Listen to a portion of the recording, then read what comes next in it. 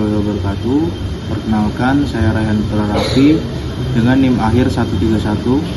Yang saya hormati rekan-rekan dan dosen pengampu mata kuliah Tata Tulis dan Komunikasi Ilmiah, Bapak Muhammad Mujiaul Haq, ST, MSc, PhD. Terima kasih atas kesempatannya. Hari ini saya tidak akan hanya berbicara tentang skor pertandingan atau siapa yang menang, tapi tentang revolusi tak kasat mata yang terjadi di balik setiap gerakan atlet. Dulu kita melihat olahraga sebagai drama fisik murni, siapa yang paling kuat, dia yang menang. Namun, coba teman-teman bayangkan, saat ini setiap tetes keringat atlet dikonversi menjadi data digital yang bisa dianalisis oleh hitungan milidetik. Dalam 12 menit ke depan ini, saya akan membedah bagaimana teknologi digital bertindak sebagai otak kedua bagi atlet dan bagaimana teknologi tersebut mengubah kita dan penonton pasif menjadi bagian dari pusat aksi. Mari kita mulai. Ya, pada kali ini saya mengambil judul yaitu olahraga di era digital. Yang pertama ada digitalisasi. Teman-teman ingat zaman dulu ketika pelatih hanya membawa stopwatch dan klip kayu, itu adalah era estimasi. Masalahnya mata manusia itu punya batas. Kita bisa salah lihat, kita bisa telat menekan tombol stopwatch.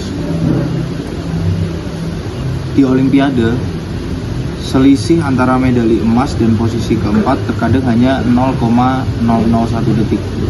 Dalam jarak sekecil itu, subjektivitas manusia tidak bisa cukup. Digitalisasi hadir untuk memberikan keadilan melalui data objektif yang absolut. Selain itu, digitalisasi menghapus dinding stadion. Jika dulu hanya 50.000 orang di dalam stadion yang bisa merasakan emosi pertandingan, sekarang 5 miliar orang di seluruh dunia bisa merasakan detak jantung yang sama melalui layar digital mereka. Selanjutnya ada teknologi wearable.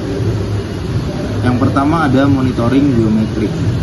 Mungkin kalian sering bertanya-tanya, kenapa pemain bola profesional pakai rompi seperti bra di balik jersey mereka, seperti yang ada di layar?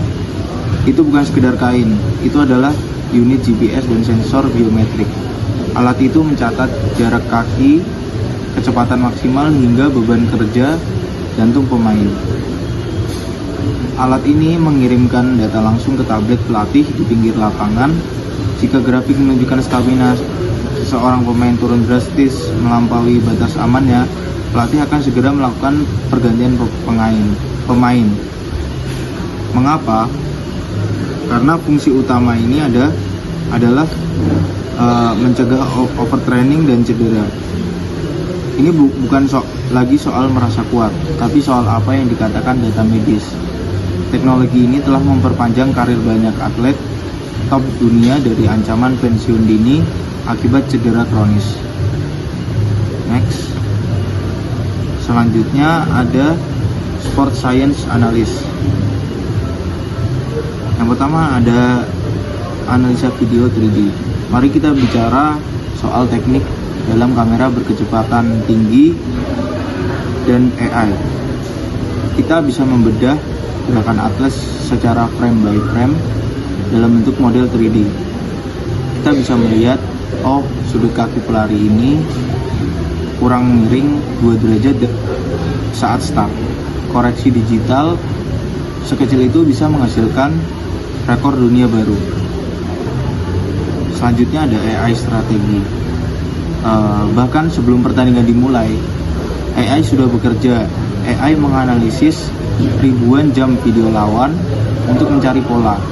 Pemain A selalu menendang ke kiri. Jika ditekan dari kanan, sekarang strategi bukan lagi sekedar tebakan, tapi perhitungan probabilitas matematis. Selanjutnya ada VAR atau Video Assistant Referee. Kita juga tidak bisa melupakan VAR. Meskipun sering didebatkan, VAR adalah bukti bahwa dunia olahraga menginginkan kebenaran yang mutlak. Teknologi digital hadir sebagai hakim yang tidak memihak. Next, pengalaman penonton. Yang pertama ada multi-angle viewing. Sekarang mari kita bicara tentang kita sebagai penonton. Pernahkah kalian merasa bosan dengan sudut kamera TV yang itu saja? Pastinya sangat bosan ya. Di era digital ini, lewat aplikasi OTT atau streaming, kalian adalah sutradaranya. Kalian bisa memilih kamera khusus yang hanya mengikuti pergerakan Cristiano Ronaldo selama 90 menit penuh. Selanjutnya ada real time stage. Lalu bayangkan kalian menonton balap F1 dan di layar muncul data suhu, ban, dan sisa bahan bakar secara langsung. Ini membuat kita tidak hanya menonton, tapi ikut berpikir secara strategis bersama tim yang sedang bertanding. Selanjutnya ada second screen experience. Kita juga melakukan yang disebut yaitu second screen experience sambil menonton di TV. Tangan kita sibuk di HP, berkomentar di Twitter, atau ikut voting man of the match. Kita menjadi komunitas global yang terhubung tanpa peduli jarak.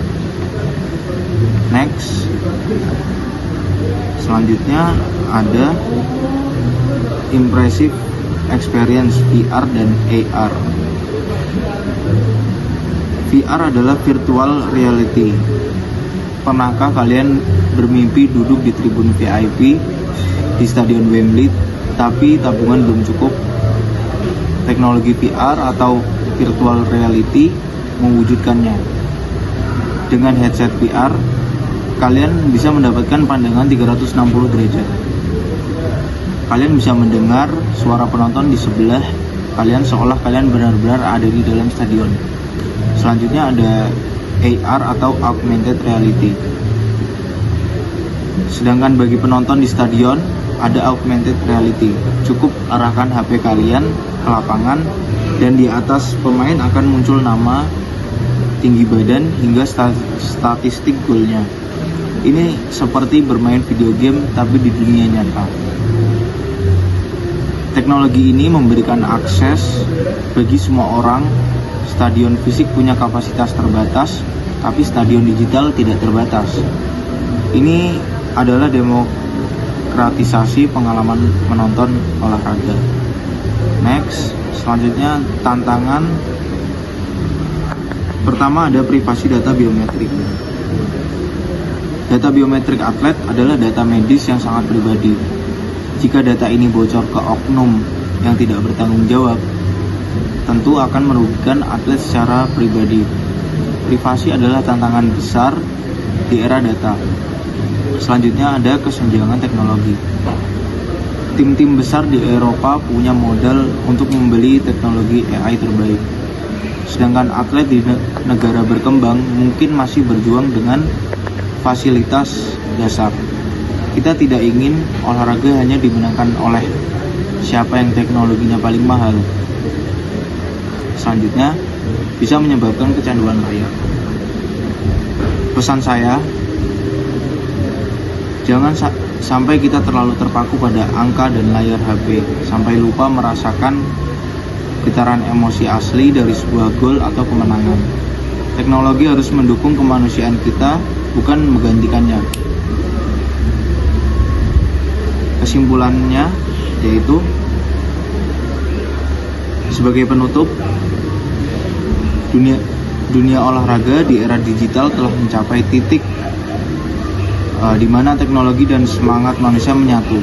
Teknologi memberikan data, tapi manusialah yang memberikan jiwa dan perjuangan. Harapan saya, masa depan olahraga akan semakin aman bagi atlet, semakin seru bagi penonton, dan semakin inklusif bagi semua orang. Mari kita sambut masa depan ini dengan bijak. Terima kasih atas perhatiannya. Saya Raihan Putra Raffi. Sekarang saya mengundang teman-teman, jika ada yang ingin berdiskusi atau bertanya, persilakan.